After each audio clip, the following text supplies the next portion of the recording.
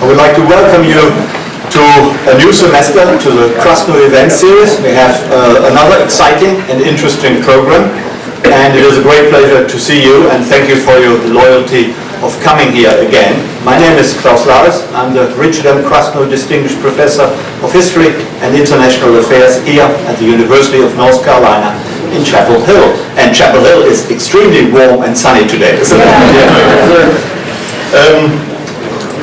It's a great pleasure to welcome our distinguished speaker, John Judis, tonight. I will say a few more things about John in a little while, but first of all, I would like to point out to you that what I've written on the slide here, we have a website, krasnoevents.com, which has a program, so you can see when the next events are coming. And I would also like to ask you to sign up to our mailing list if you haven't already done so. If you're not yet on my mailing list, I will send out reminders of our forthcoming talks via email. So if you would like to be on the mailing list, then please sign up. Some sheets of papers are circulating. We also, as you know, have a YouTube channel, and all our events will be on the YouTube channel. We videotape all of them. Within a few days, they should be on there. And here is the address, youtube.com. Krasno UNC. So if you miss an event, or if you would like to see it again and again and again, then please don't hesitate to go to our YouTube channel.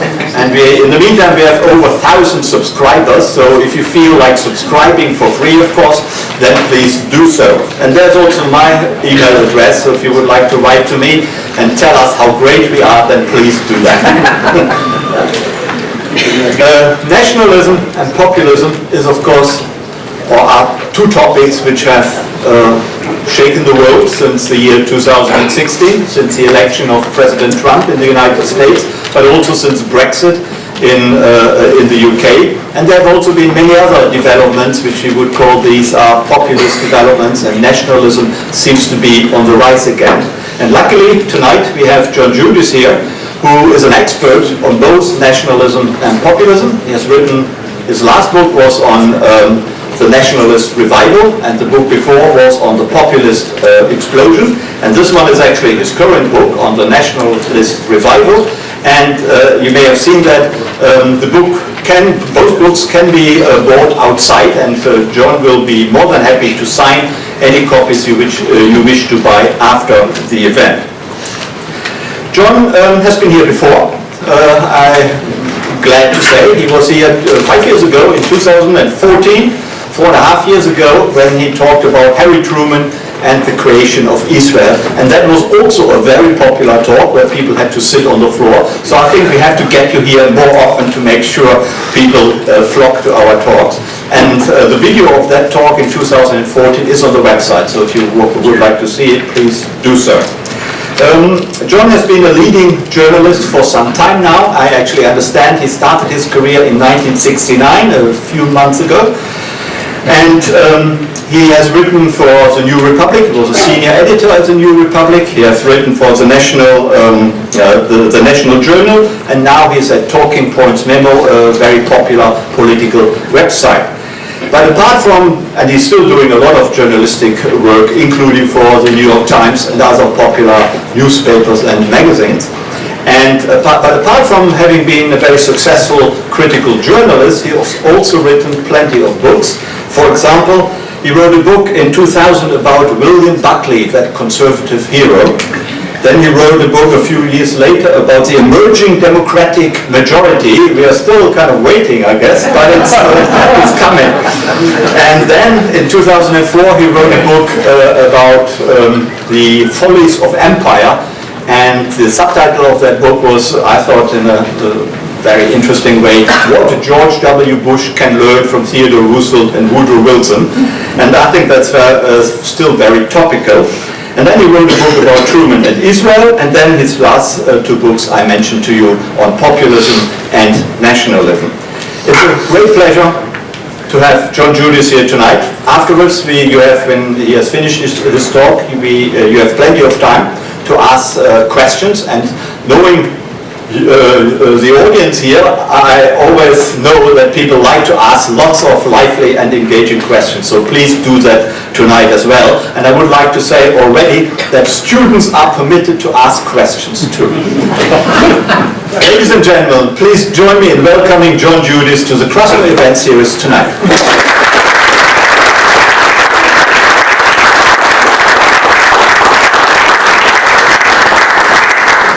So does this mic work so I don't have to talk into this? Can all hear me? Yes. Okay, good. It's nice to be here. I'm in the process of doing a profile of Sherrod Brown for Washington Post magazine. So yesterday I was in Cleveland, and it was about 20 degrees. And what's going on here? Oh, that. And tomorrow I'm leaving for Manchester, New Hampshire, where it's going to be 12 degrees. So it's nice. It's been a welcome interlude. I'm going to talk to you a little about nationalism today. And I want to begin by telling an anecdote at my own expense. And a few at some other people's expense. I was talking about my last book, The Populist Explosion, at the Chicago Global Affairs Council. I think that's what it's called, the prestigious outfit. And I was trying to explain Donald Trump's appeal, and I said, you know, part of it was his opposition to NAFTA and to free trade. And afterwards, a woman came up to me who was very angry about my talk and said, you know, I don't understand what you have against free trade. It's raised the income of people around the world. And I said, I was kind of tired, and this was like the third talk in the day or something. I don't give a damn about people around the world. And I used a different word than damn, too. And I immediately apologized. Another anecdote. I had a friend. This is not at my expense. This is somebody else, but I'm not going to tell you who it is. Who was very high up in the German government now, but wasn't then. It was about 20 years ago. And he was working in the United States, and an internationalist, a real internationalist. And Germany was playing Turkey in the, I think it was probably the European soccer finals. And I don't think it was the World Cup. And he started telling me about his mother, how much his mother resented the idea that the Turks in Berlin were hanging their country's flags out their window. And I realized after about a minute that he wasn't really talking about his mother, he was talking about himself, and he resented that. One more minute. So I was in Tokyo, having sushi in one of these little bars with a distinguished Japanese intellectual. And I was telling him how when my wife and I go to the Florida Keys in the spring, we love to go to this sushi restaurant that's in Isla Morada. And he said, oh, it's probably one of those fake restaurants run by the Koreans. Okay, all these kind of prejudicial expressions of national sentiment. But then again, think of your own reaction. I mean, there's a lot of people, you know, who were my age, 10, 20 years around there. It's at 9/11. All of a sudden, your heart strings. And, you know, not a matter of rationality or calculation. I know I felt I was so sorry that I was old and couldn't volunteer to go over there and fight them. I mean, it was just an instant reaction. Or if any of you have gone overseas, even in the time of, let's say, George W. Bush, and hear people running down the country, you know, it's all a bunch of racist, you know, all they care about is material, etc. All of a sudden, you start to feel defensive. So, what I want to say to you to begin with is that you can't think of nationalism simply as a kind of ideology or politics or theory. It's basically a sentiment, and it's a sentiment born out of people's growing up, out of celebrating holidays like Thanksgiving, July 4th, just learning to be a citizen of a country. It's not as steadfast as being part of a family, because it's not a biological link, but it's also not as loose as, let's say, I was an Oakland Raider fan for years until they decided to move to Las Vegas, and I'm finished with them. It's like people have changed their sports loyalties. I'm no longer part of Raider Nation, they used to call us. But in terms of America, the United States, I'm an American, and it's important. And it's important in two very positive ways. Think of it this way. You can't have a democracy unless there's a common sense of nationality, which means that I'm willing to give the power of the vote and deciding who's going to be the president or the senator or whoever to people that I will never meet, never see, never have any knowledge of, who live in, El Paso, Texas. Beto O'Rourke was in the paper today, so I guess I'm thinking of him. Or Reno, Nevada. So in order to have a democracy, you have to have this common sense of nationality. Think about the welfare state. And I'm not thinking here of people on welfare, but in the broader sense of we as a country feel a certain obligation toward the blind, the handicapped, toward helping them. It's part of our social security system. In order for that to work, I have to feel that it's fine if my taxes go to another American who's handicapped or blind, even though I will never in my life see that person. Again, what's required there is a common sense of nationality. When that starts to break down, when you have, for instance, a secession crisis, like you have in Spain, Barcelona, the Catalan, then you have big trouble. When you have it in the United States, when people start to think, well, the legal immigrants are voting and they shouldn't be, then the welfare state democracy gets to be in trouble. So nationalism and a sense of national identity is a very important part of what's necessary to have a democracy and a welfare state. Now, it's also part of just ordinary political calculation. When you hear legislators arguing about whether something should be done or shouldn't be done, they often say, well, it's in the national interest. And if you can say something's not in the national interest, that's a pretty good argument against it. There was a column, I remember, in Forbes magazine titled, "Globalization is in the national interest." Again, even that. So that's another dimension. Third dimension. Sometimes you get an explicit nationalist politics, a kind of us versus them politics, where it's us as a nation versus XYZ, where it's an attempt to preserve our nation against enemies. Now, you probably initially think, you immediately come to mind, oh, that's right-wing people. We were thinking Hitler, Mussolini, and stuff. Abraham Lincoln, Theodore Roosevelt, Charles de Gaulle, Winston Churchill, as well as, George Wallace, as well as Hitler and Mussolini. So it can be the left, the right, or the center. Now, what's going on in the world right now, and particularly what I'm going to talk about is Western Europe and the United States. That's really what I know, and you're going to get into ground where I haven't spent enough time walking around. We talk about, for instance, Latin America.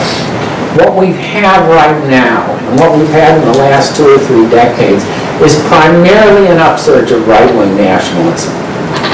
Obviously, Tea Party, Trump in the United States, France, Marine Le Pen, and now they call it the Rally Nationale. Germany, the Alternative for Deutschland. Sweden, the Sweden Democrats. Italy now has, its government. Almost every country in Western and Central Europe has a major right-wing nationalist party that is either in power or holds the balance of power. In other words, is in a position to prevent other parties from forming a majority. Now, what I want to talk about for a few minutes is why this has come about, and why it's come about at this time, because it's not always true. 1950s, 1960s, we didn't have that kind of explicit nationalism.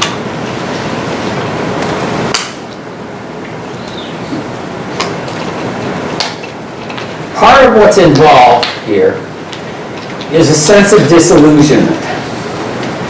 And it's a disillusionment from you could call them utopian dreams that were fostered by the end of the Cold War and by the rise in the computer industry, the incredible boom that occurred in the 1990s.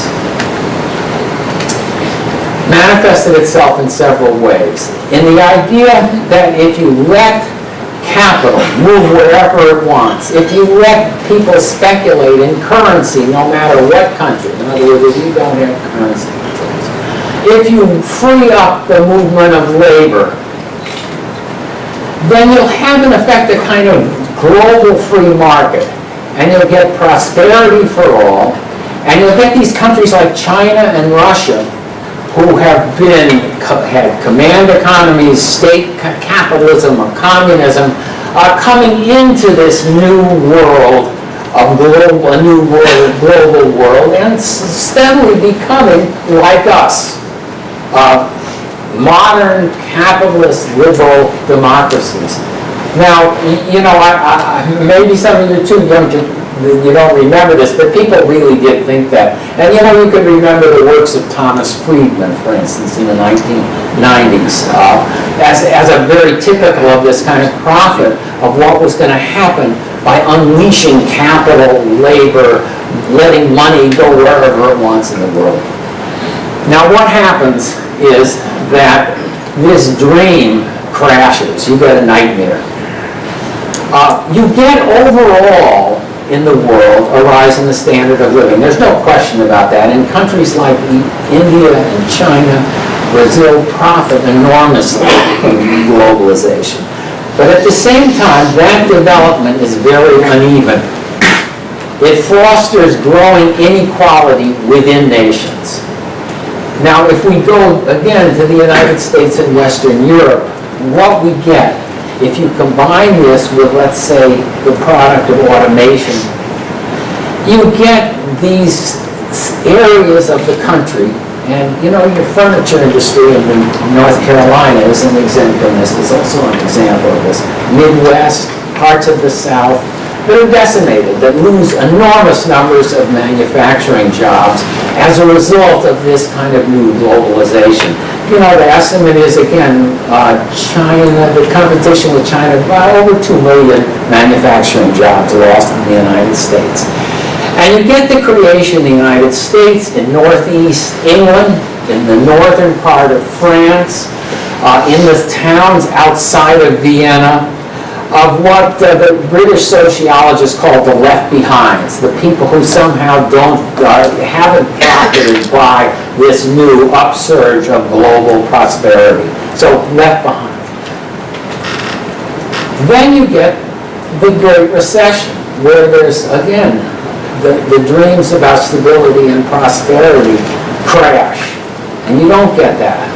And so out of that comes a group of very discontented people who see themselves getting screwed by trade, particularly, that's a big issue, companies moving out of the country or moving from the Midwest, let's say, to parts of the South, whatever, but leaving where they had been for 50 years. And taking with them the kind of dreams of lifetime employment that people had in those areas. So again, the end of this dream about globalization, that's a big factor. Now, the second factor is immigration. The United States, beginning in the 1965, we changed our very bigoted immigration laws, which really were designed to keep out people from Eastern and Southern Europe. And we add to it this clause about family reunification, and that results magically in enormous increases in immigration, particularly from the South, Mexico, Latin America. 1990, there's another revision. Again, the size of the immigrant population each year is rising. We go from about 4% immigrants in the United States, that is people who weren't born here, to about 13%. And you know, as you know, it's a disputed figure from between 8 million and 22 undocumented or illegal immigrants in the United States. Now, what does this do? And again, you can add to the same kind of thing as happening in Europe with if you want to go back again, globalization, the idea of the euro, that if everybody has a common currency, then Spain is going to become as prosperous as Germany, everything will rise, but instead you get this terrible kind of unevenness within Europe. You also get a crisis about immigration and refugees, because people from any part of the single market can come to any other part, and you get these wars beginning in the Balkans where there's enormous numbers of refugees. Now, why does immigration stir so many feelings? Particularly, again, among the same group that I've described as left behind. First of all, economics. You know, you hear sometimes from economic professors that the immigrants have not brought down wages in the United States, and that's true on an average. It's absolutely true. But there's all kinds of industries like meat packing, construction, janitorial that have really been transformed. Used to be unionized, no longer unionized, used to be sort of mid-wage, now are low-wage, and part of that process involved bringing in immigrants and displacing the unionized workers who were there. When journalists go to Iowa every 4 years for the primaries, they always discover to their amazement in these towns like Marshall in the western part of Iowa that there's all this anti-immigrant sentiment. You know who Steve King is. He's the congressman from there. These are towns, again, that used to be meat-packing towns where they were unionized, mid-wage. People, again, had jobs they thought they had for life. They weren't necessarily comfortable, but they didn't feel insecure about their situation. Transformed in the last 40 years, 30 to 40 years. It really starts in the 1980s. So there's an economic dimension. There's also a cultural dimension to it.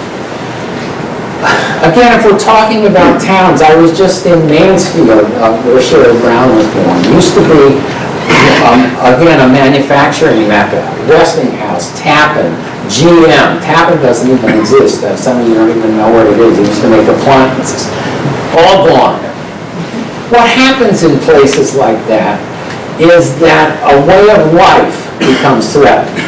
A whole fabric of life, the neighborhood bars, circles of friends and acquaintances, the idea that you are going to be working at this place and your children can work there and they don't necessarily have to go somewhere else or even get a college education to do it. Your health care is going to be provided by the company, and so on. Pension disappears.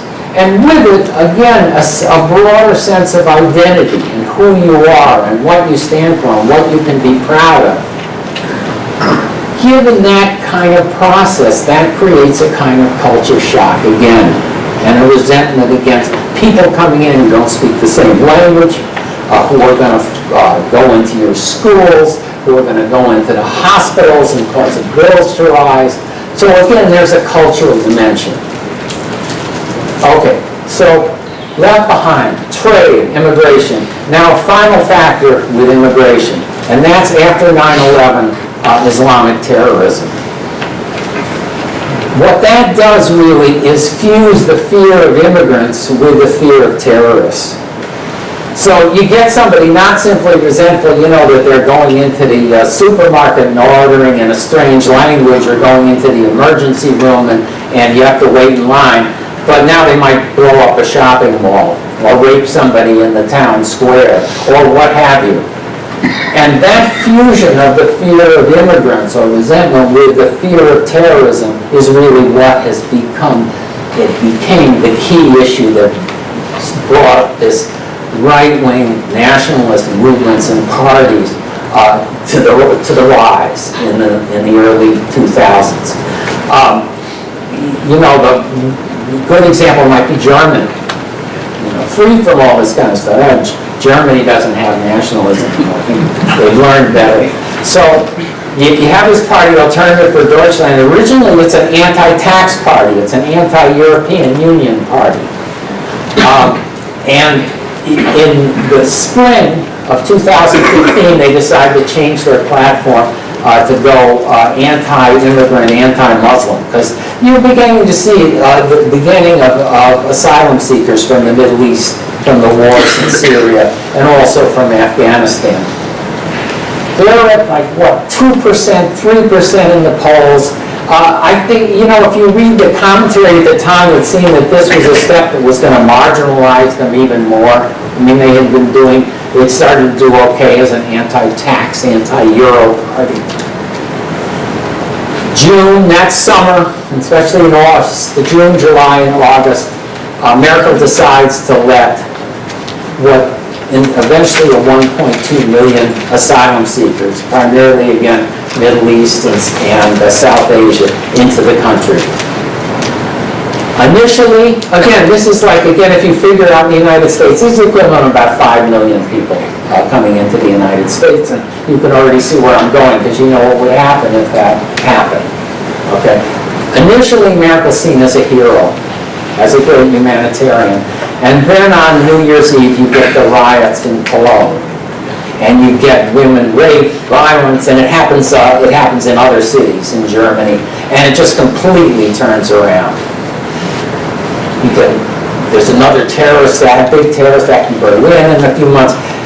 The fusion of that, of the fear of terrorism, with the fear of immigrants and the resentment of people who are Muslims or who are different, lays the basis for the rise of this party. And so they get, 12% in the recent elections. Now in the polls, they're doing better than the Social Democrats in the polls. They're about 18%. So this party that comes from nowhere, by this fusion, again, of the fear of immigration and the fear of terror, becomes a major player. And the same thing happens in a country like Sweden, also thought to be exempt from this. So you get, in this last 20 years, on the basis of the failure, promise of globalization, immigration, Islamic terrorism, also refugees from North Asia, the failed wars in Libya, failed intervention. You get the rise of this right-wing nationalism in Europe and in the United States. Now let me talk a little about what this means in terms of American politics. This is, a sore subject.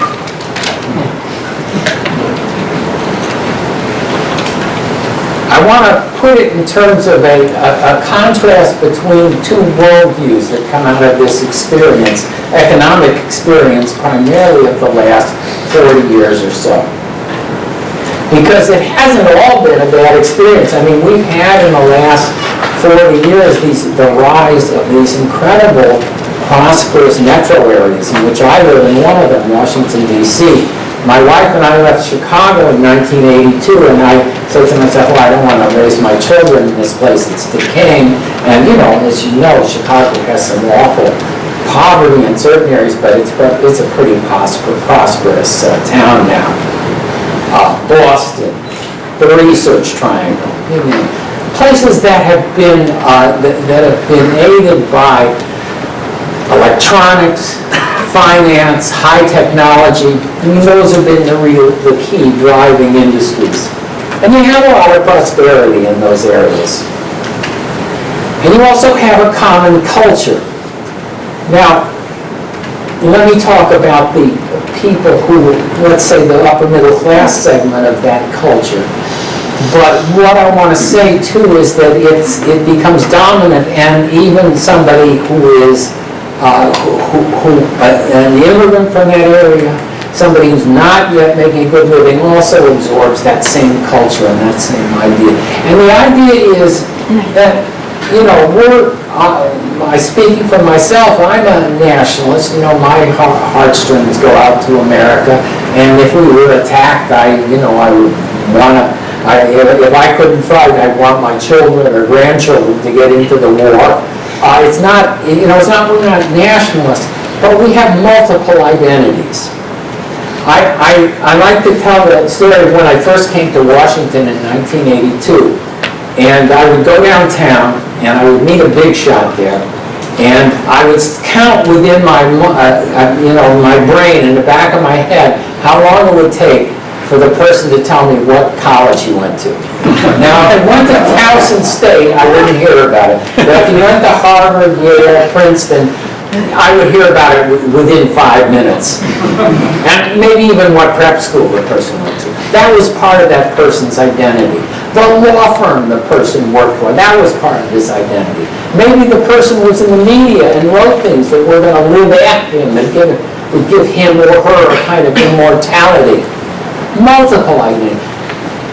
Maybe the person was living in Washington, D.C., but could have easily lived in Boston, could have easily maybe lived in London or Paris. He was a banker, maybe. In other words, it wasn't rooted to a particular town or place.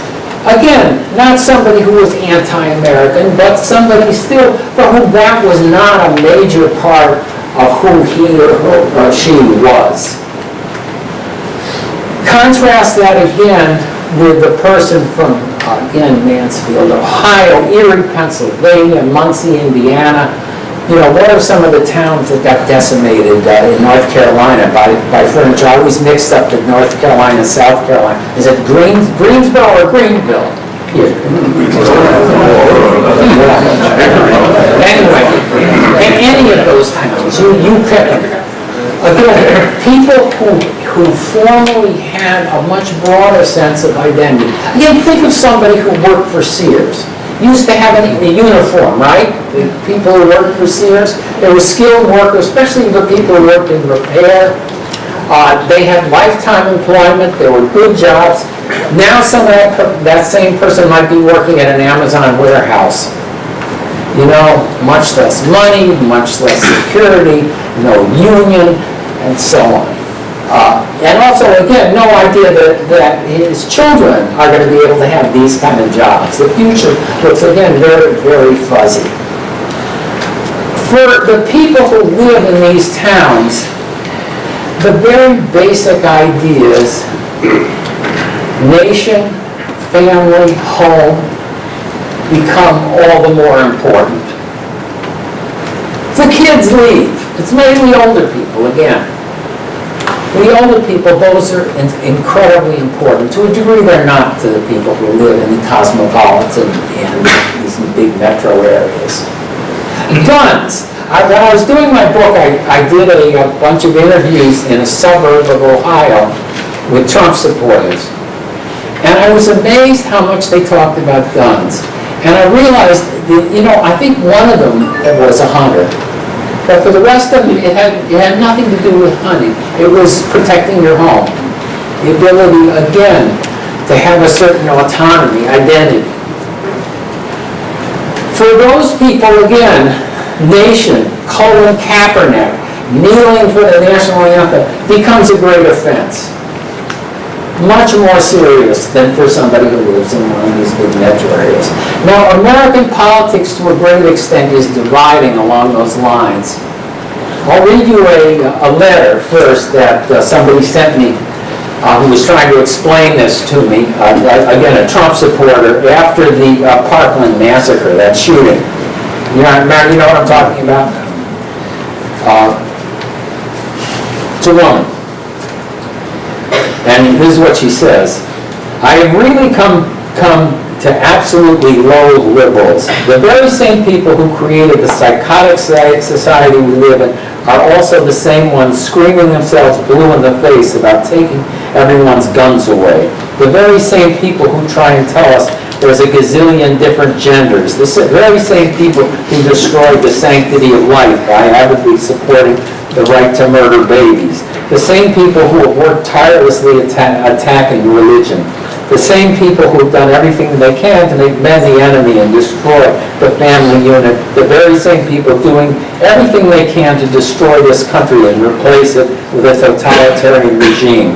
You want to take away my guns? Kiss my ass, libs. It ain't never gonna happen. Okay, so that's, you know, that's not an uncommon sentiment. Again, now, in January 2017, there was a Facebook quote that became famous. That was, again, a CEO from Silicon Valley trying to explain why there were no jobs in middle America. And she said, One thing middle America could do is to realize that no educated person wants to live in a shithole with stupid people, especially violent, racist, and or misogynistic ones. Again, just as harsh, just as violent on the other side. I mean, you might remember this, Hillary Clinton after the election, she goes to Mumbai. See if I still have this.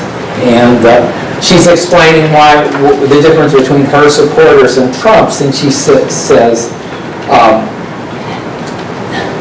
she characterized her voters as coming from, quote, the places that are optimistic, diverse, dynamic, moving forward. And Trump's campaign his followers as, quote, looking backward. You know, you don't like black people getting rights. You don't like women, you know, getting jobs. So, again, we are in a country that's deeply polarized along cultural lines. And again, the difference in culture is underlain by certain economic differences. The effect of this politically, if you think about it, is the metro areas, these areas are the most rapidly growing areas in the country. We're not just thinking of cities here, again, if you know the way these people think about it. It's suburbs, exurbs. You know, Washington used to be a little sleepy southern town. Now it reaches way out, and counties that were no longer part of Washington are part of that area. I mean, I'm sure you have the same thing here. These are they are the growing areas of the country. So the effect of that is, if you just want to take a very kind of, what do they call this, back of the envelope kind of calculation, is that it becomes easier for the party of the cosmopolitans, again, the Democrats, to win elections, but to win a majority vote, or to win the House.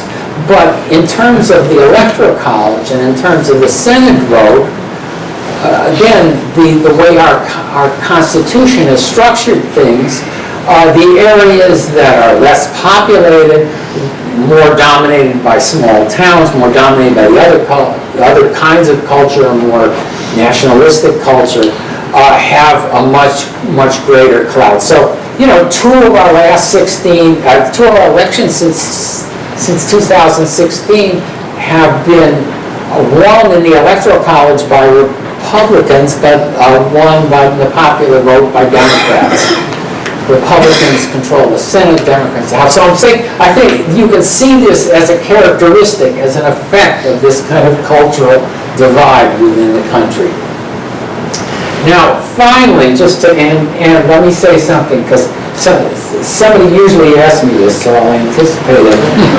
What I would like to see happen, the kind of politics that I think would take account of both our common nationality and the kind of problems we face of uneven development across the country and of a kind of culture war.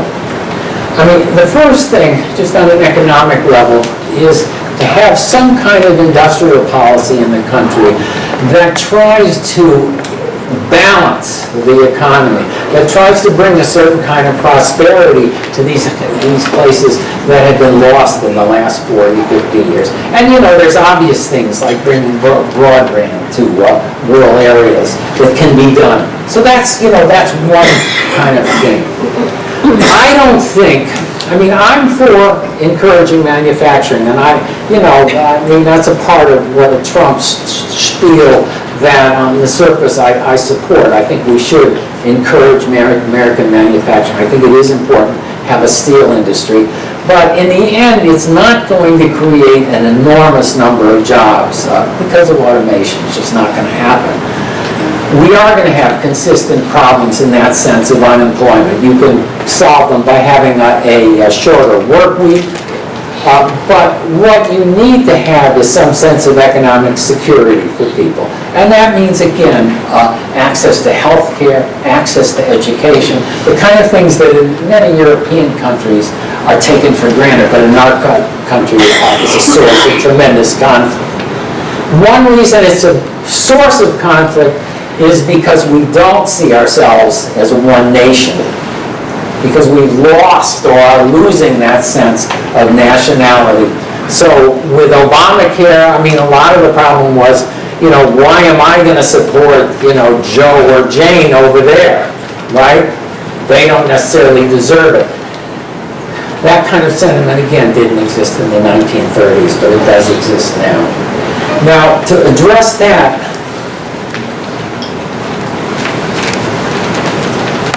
I think we do have to think about immigration. The period from 1920 to 1965, when we had these very racist, quota-driven immigration laws that restricted the numbers of immigrants, were nonetheless the periods of the growth of the American welfare state. That was it went from the New Deal to the Johnson and Medicare, and that was the boom period in terms of American social policy. And part of the reason was that by virtue of a lull in our immigration and by virtue of World War II, which brought everybody together, there wasn't this kind of divisiveness that exists now. There wasn't this sense of, I'm not going to put my tax money for, that'll support person Z over there, because that person isn't really an American or what have you. So I think that we have to find a way to recreate that sense of a melting pot of one America. And the two things I'd say are this. First, we do have to deal with the problem of illegal immigration.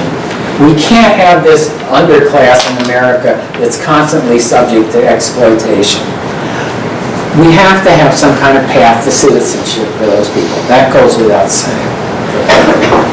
But at the same time, I think we have to look towards an immigration policy, which over the next decade or two or three, will bring in people who are more easily assimilated within the culture and within a common culture. The kinds of proposals that the Republicans make, some of them make a certain amount of sense to me.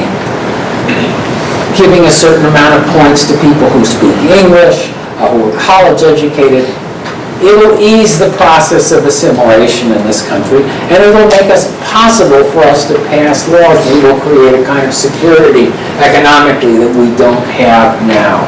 So, two things. But if you know about this, you can't seem to get both at the same time, which is to say, deal with illegal immigration and have a policy on immigration that encourages assimilation. The final thing I want to say is that, globalization is a problem. Again, allowing corporations to move wherever they want in the world, allowing currencies, the value to float. I think those are both problems, and I think they've contributed to a lot of problems we have. But I would draw a distinction between globalism, the sort of the Steve Bannon Trump word, and internationalism. There are problems in the world, like climate change, like pandemics, like wars that break out, that you can't deal with by individual nations. That nations have to some extent sacrifice a degree of their own sovereignty and work together. You can't do it otherwise. So nationalism, yes. Economic security, do something about migration, but also I think we do have to have internationalism and international organizations. And what's so pernicious about the Trump brand of nationalism is it's a rejection not just of globalism, but any kind of internationalism. So I'll welcome any questions you have.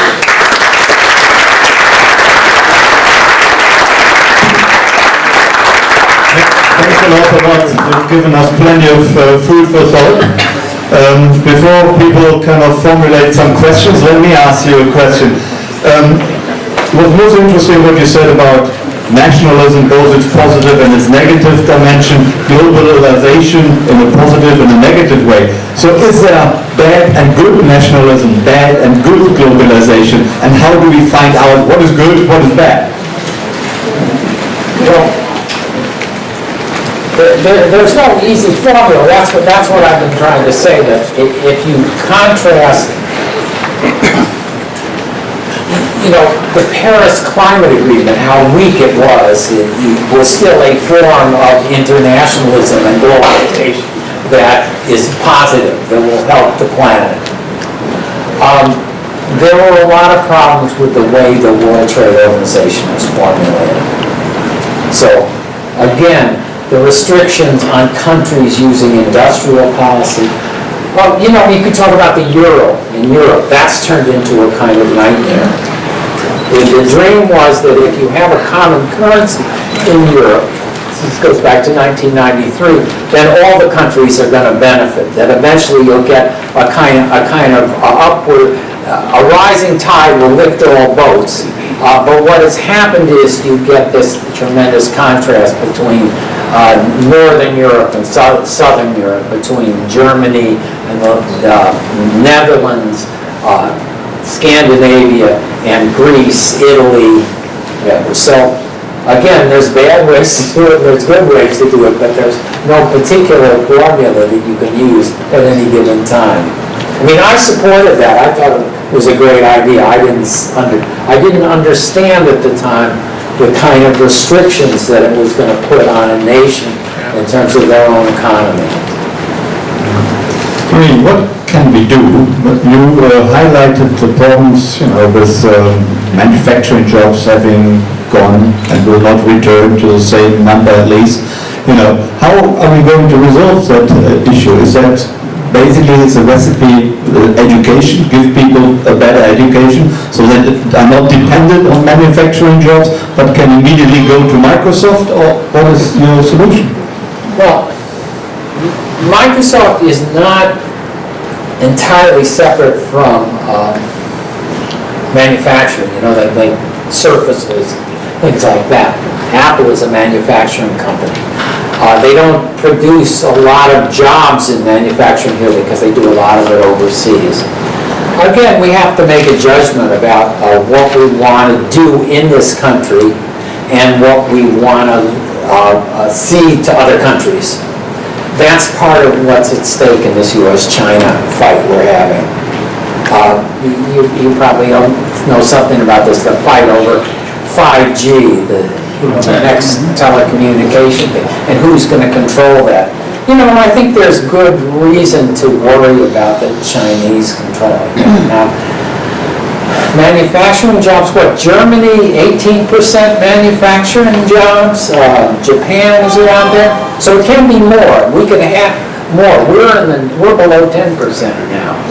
We really have allowed a lot of our manufacturing industry to disappear, and it begins in the early 1980s with Reagan, when they screw around with the dollar and it becomes so expensive that it's easy for other countries to compete with us, and that's when all the factories start disappearing in the country. So again, I would like to see us have an auto industry in the United States. I mean, the Japanese have been able to build a viable auto industry in the United States. It's just not a panacea in terms of our overall jobs. It's part of, again, who we are. And there are certain industries, again, like steel, semiconductors, 5G, where we might, for our own national security, want to have a stake in those. Some countries, particularly in Scandinavia, like Finland, have experience with a basic wage. You don't have to work, you just get a basic wage for basically being a citizen of that country, so that your basic needs are being fulfilled, so you're not too unhappy, though of course you're not wealthy either. But would that sort of welfare state at that level, provided by the state, by the government, would that be a solution to prevent people from becoming totally frustrated by either not having a job or totally bad jobs which are really unfulfilling? Look, we are a country of where work and the Protestant ethic is part of our national identity. I doubt very much whether we are going to have a kind of guaranteed annual income where people just collect money for not working. I think we'll have to have some other solution. We at least have to start with education and healthcare and making those available. But as far as a guaranteed annual income, I have my doubts about that for the United States. I mean, one of the ways in which I came to understand that the relationship between nationality and the welfare state was when I was in Denmark. I used to actually be the correspondent for Information, a paper that I used to translate my stuff, but I know something about the place. Denmark, has the most, I think probably the most advanced welfare state in the country, in the world. And the people there, whenever they do these happiness things, you get, they're high on the list.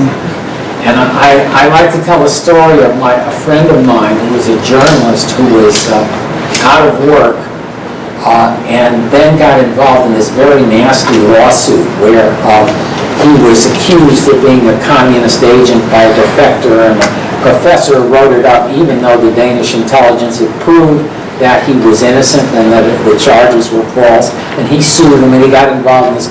So anyway, one thing led to another, and he was unemployed for 4 years.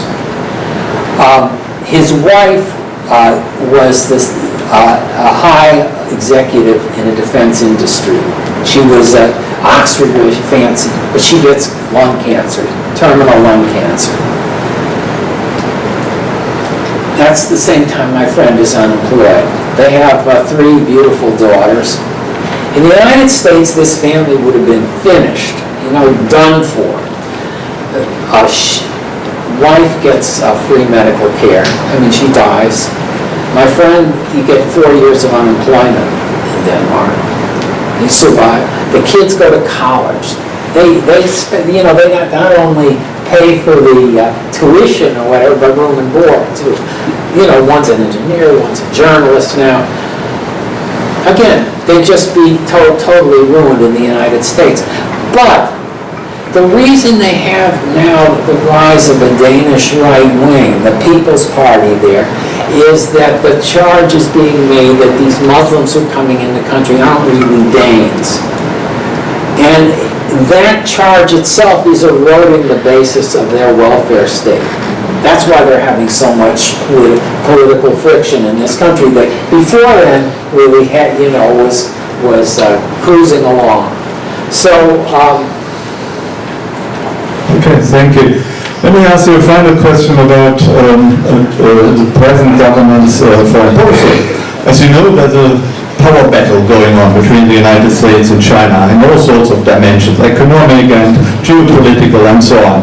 Why would the current president, at the same time provoke friction and dissatisfaction and a trade conflict with the Europeans as well? Does that make a lot of sense? Why have a two-front conflict rather than just a one-front conflict? There's lots of things that Trump does that don't make any sense to me. I thought you could help us to sort it out. I can explain them. I don't have an inside track on it.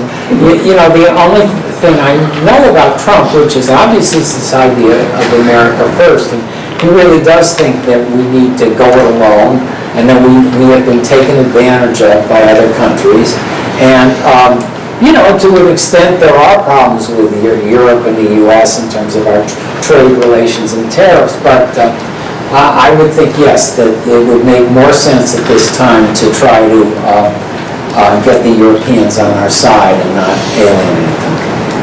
Thank you very much. Let's open it. Over there, yes, right there, hands back. You might have to help me with the questions. Sure. I have a comment more than a question. I was really struck by the thing you said about how if our country were attacked, you would want your children or your grandchildren to participate in some type of military action, or you yourself would want to contribute. I just wanted to say that I think another one of the very big divides is, and now I'm going to name drop, my son went to Yale, and he served in the Army, and he did a deployment in Iraq. And I have to tell you, none of my friends supported that path that he took. And another thing that struck me, I drove home with a lady who was in the Blue Star Mothers with me. She went to Wellesley, to give you another name drop, and her son was a helicopter pilot, and she said her friends were positively livid that she had allowed her son to take that route of action.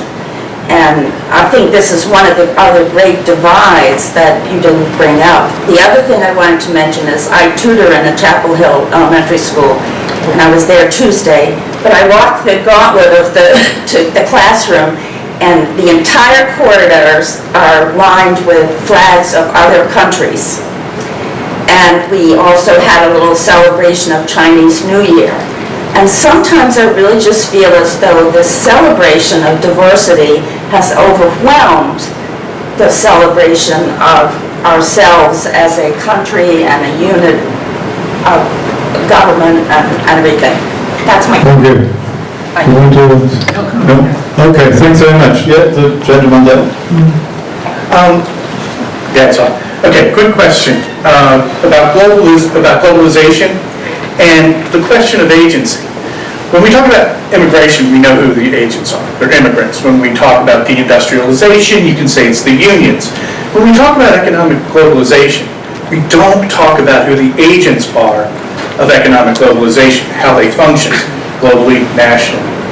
The thing I want to ask is, how and if these agents of globalization, economic globalization, are involved in stoking nationalism on the local, national level? Are they playing a two-sided game? Did I make sense? Sometimes I don't. Well, the agents of globalization in the United States, the main have been the banks. And I don't know if they stoke nationalism. I don't think you could say they stoke nationalism on a local level at all. You know, we used to collect these quotes, and I don't have them anymore. Oh, sorry. About where, there was a famous Exxon guy where he said, you know, we're not an American company, we're not a global company. I mean, I think that's true too of a lot of the banks. So, you know, I think finance has been an extraordinarily important part of the globalization in America. I know the lobbies in Washington that have promoted it. You know, high tech also, Silicon Valley. You know, those are the agents, but they are, for the most part, in these big metro centers. They're on the other side of politics. A lot of them are actually supporting Democrats, though you can see big problems coming within the primaries now among different factions within the Democratic Party over the role that Goldman Sachs or Silicon Valley people have played in financing the party and its candidates. Thank you. Let me get someone from... Yes, please.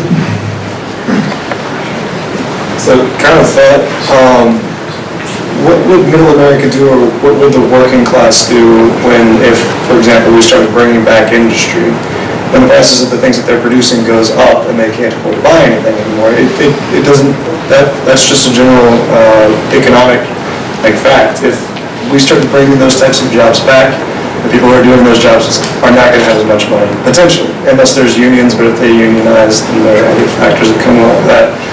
Can you say a little bit more on that? And kind of a two-part question.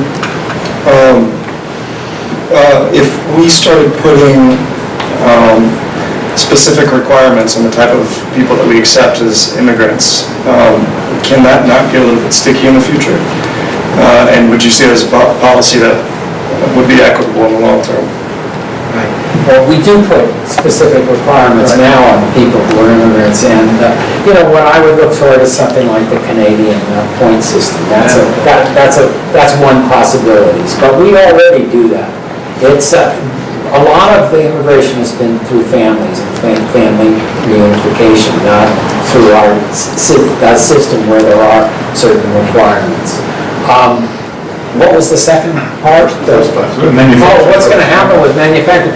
I don't know. I mean, there's a lot of places in the country that are going to be important in the future because of their location near water.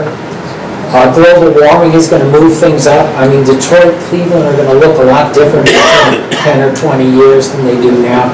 It's hard for me to predict. We have to encourage education.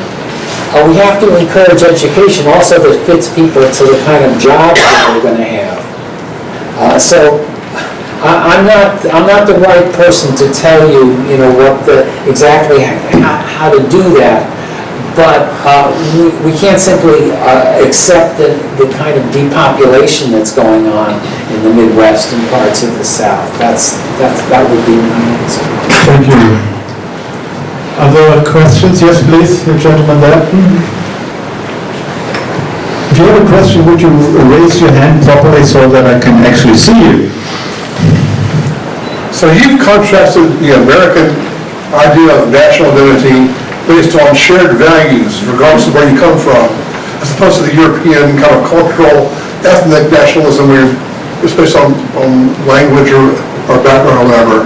Last year, Amy Chu put out a book called Political Tribes, talking about the threat to this concept here in America, not just from the left behinds on the right, but from the identity politics for people on the left. Do you share that concern that it's being eroded from both sides? Yeah.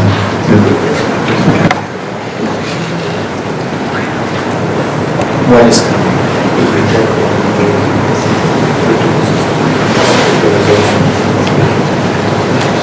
But you're saying the attack, Can you? It's my problem. I have trouble with male voices. I have a peculiar genetic hearing problem. That means I can only ask ladies to ask a question. It's most guys as they get older, their wives think they're not listening to them. I have the opposite. I guess the concern that Amy Chu had was that the idea that we're not one nation unified by our values. Yes. It's not just from the left behinds on the right. It's also from people on the left. Okay, I agree with that. Absolutely. And the idea that we're not one nation, but you hear this in some versions of multiculturalism, that we're a nation of nations, separate nations. I think that's the word pernicious comes to mind, but I think it's a bad idea. And the glory of America and our greatest achievements have come at times when we haven't had that idea that we're separate, but that we were one. And that's again why I stress that period from, let's say, 1936 through 1965, when we had all these immense achievements in terms of providing economic security for our people. Thank you. I'm looking for some ladies here. Somebody who can understand. Lydia.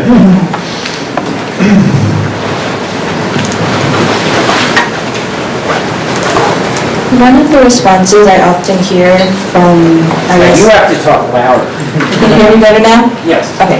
One of the responses I often hear from people of the older community or more rural areas in their response to specifically more along the lines of increasing the minimum wage and also free college or free community college along those lines, but not as much as healthcare, is that they're against it because it was not something they had access to, and that it wouldn't be fair to the people that currently have in North Carolina, it's about a $7.25 minimum wage, and that as they've lived for that for so long, instead it's not fair to them, especially considering how expensive college is now. Would you say that's more of an example of crumbling national identity or more of a generational divide? You mean people in the rural areas don't like the idea of raising the minimum wage? Some of them don't, depending on who you ask. That's one of the comments I hear. It depends. The minimum wage referenda are one of the things that usually win in the United States. I mean, what was it, 2014 or so, Arkansas, in the middle of this incredible wave of Republicans voted for a higher minimum wage. So I'm sure there are people, and there are small business people who don't like the idea of raising the minimum wage because they're genuinely worried it's going to price them out. But the minimum wage is one of those things that's pretty popular. But it's not. Again, it's not a real solution to. It's a solution to the gnawing poverty that we have in the country, but not to this kind of economic insecurity that people feel generally. most acutely in some of these small towns, but also younger people growing up now. In terms of job security, there just isn't any longer that kind of world of big skyscrapers in front of us where you're going to work for one company and you could go there for your life and that's going to solve all your problems. There is much more churning now. There is much more insecurity. So, yes, for minimum wage, but I think that's only addresses part of the problem. But when Obamacare was being introduced, there were a number of people who would have benefited from it and who could have used it, who were violently against it for ideological reasons. My attitude always was, if the government tries to help you, pays half of your health insurance, why not say yes and take it? But they were opposed to it in principle, though they would have themselves benefited. Is that a uniquely American attitude to getting freebies from the state? Well, I don't think it's as common as you think. I mean, a lot of the opposition to Obamacare was older people. And one of the political mistakes that Obama made was letting Medicare just sit there and not doing anything to improve Medicare, to give some promise to older people that part of the health insurance system was going to improve. So what you got was Republicans saying, this Obamacare stuff is going to take money out of Medicare. That was a major part of the opposition to Medicare. And it wasn't entirely irrational, I'm saying. So, also, obviously, the other problem is you have people who are already getting insurance from their employer. So why do they want to pay taxes? Although, again, the taxes were mostly raised on wealthier people in order to support somebody who might not be working because they're lazy. You can fill out the rest of the script. Thank you. Yes, please.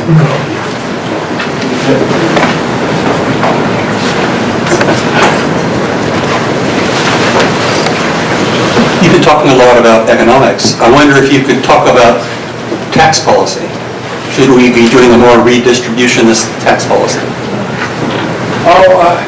That's another thing I'm entirely for. I mean, I could have listed that under my point one, the industrial policy. I mean, again, if you look at the graphs, the degree to which taxes on corporate profits have gone down and income tax on ordinary people has not is amazing. I mean, it's just, so yes, both higher marginal taxes. I'm for the Alexandria Ocasio-Cortez's proposal. That's fine with me. I don't think it would hurt America, though I think obviously it's going to get a lot of opposition putting a 70% marginal tax. But we had that.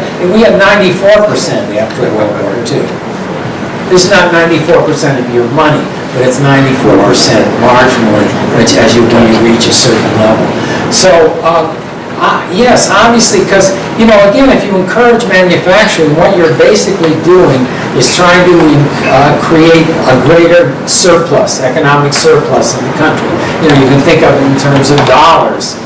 And what's going to happen to that surplus? Well, again, it can get dribbled away in stock buybacks and yachts or whatever.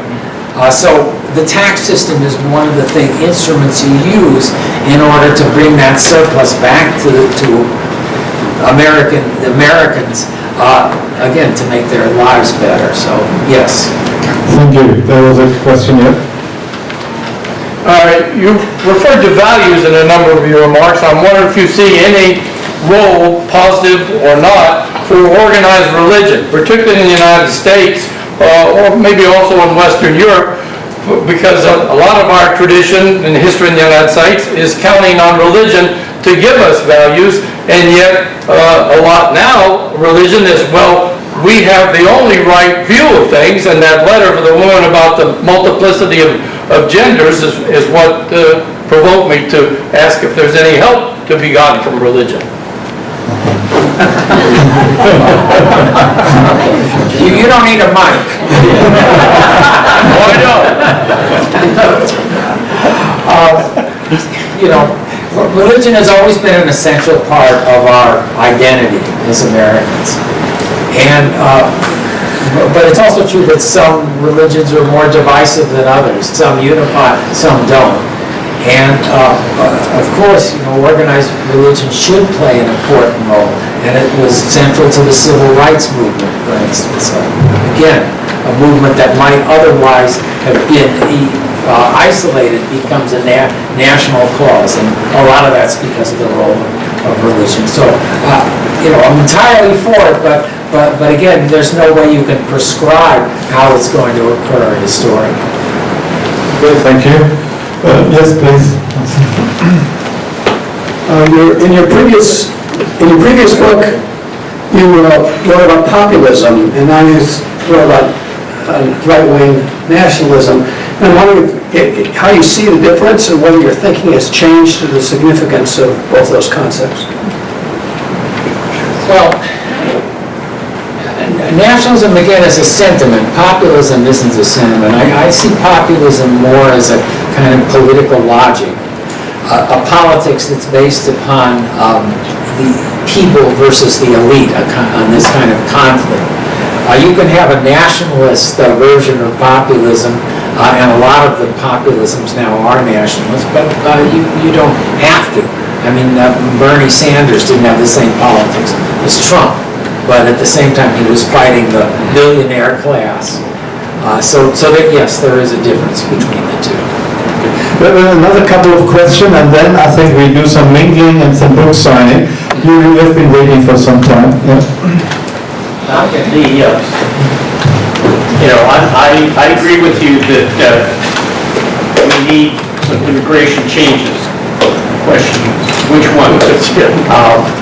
One of the things that seems to me that caused the problem, the things that caused the problem is the speed of immigration.